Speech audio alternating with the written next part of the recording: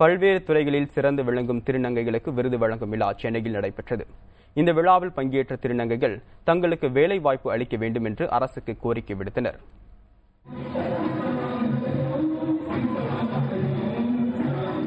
திருநங்கைகள் தினத்தையொட்டி சென்னையில் திருநங்கைகளுக்கான விருதுகள் வழங்கும் விழா நடைபெற்றது. இதில் சமூக நலத்துறை அமைச்சர் ப. வளர்மதி, முன்னாள் IAS அதிகாரி சிவகாமி உள்ளிட்டோர் கலந்து கொண்டனர்.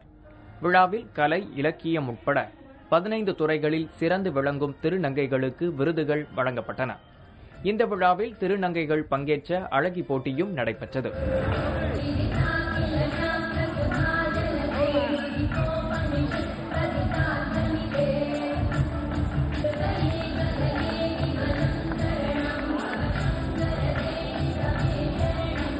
தமிழகத்தின் பல்வேறு பகுதிகளில் இருந்தும் விழாவில் பங்கேற்பதற்காக திருநங்கைகள் வந்திருந்தனர். தங்களுக்கு அரசியலில் முக்கியத்துவம் அளிக்க வேண்டும் என்றும் வேலைவாய்ப்பில் முன்னுரிமை அளிக்க வேண்டும் என்றும் அவர்கள் அரசுக்கு கோரிக்கை விடுத்தனர். நாங்கள் படித்தாலும் கொண்டாலும் எங்களுக்கு கவர்மெண்ட்லேருந்து எங்களுக்கு வேலை வாய்ப்பு கிடைக்கல. அந்த வேலை வாய்ப்பை கிடைச்சதுன்னா நாங்கள் எங்களை மாதிரி திருநங்கை வந்து கடை வசூலுக்கும் போக மாட்டாங்க, எங்கேயுமே போக மாட்டாங்க. எங்களுக்குன்னு சந்தோஷமான வேலை வாய்ப்பு இருக்கும், எங்களுக்குன்னு வீடு வாசல்லாம் இருந்தோன்னா நாங்கள் நிம்மதியாக இருப்போம். சமூகத்தில் தங்களை ஒதுக்கும் நிலை மாற வேண்டும் என்று வேண்டுகோள் விடுத்த திருநங்கைகள் பெண்களுக்கு எதிரான வன்கொடுமைகளை தடுக்க அரசு கொண்டு வரும் சட்டங்கள் தங்களையும் பாதுகாக்கும்படி இருக்க வேண்டும் என வலியுறுத்தினர்.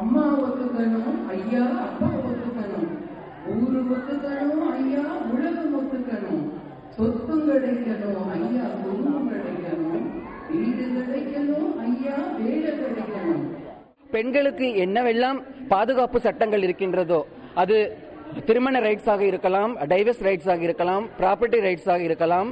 எங்களையும் யாராவது பாலியல் வன்புணர்ச்சிக்கு உள்ளாக்கப்பட்டால் அந்த பாதுகாப்பு சட்டமாக இருக்கலாம். எல்லா சட்டங்களும் திருநங்கை பெண்களுக்கும் சாரும் என்று இந்த அரசாங்கம் உறுதிபட கூற வேண்டும் என்பது என்னுடைய ஆசை. இந்த விழாவின் சிறப்பம்சமாக திருநங்கைகளை ஏற்றுக்கொண்ட பெற்றோர்களுக்கும் விருதுகள் வழங்கி கௌரவிக்கப்பட்டது. புதிய தலைமுறைக்காக செய்தியாளர் தேவப்பிரியனுடன் டி. கார்த்திக் மற்றும் பாலகிருஷ்ணன்.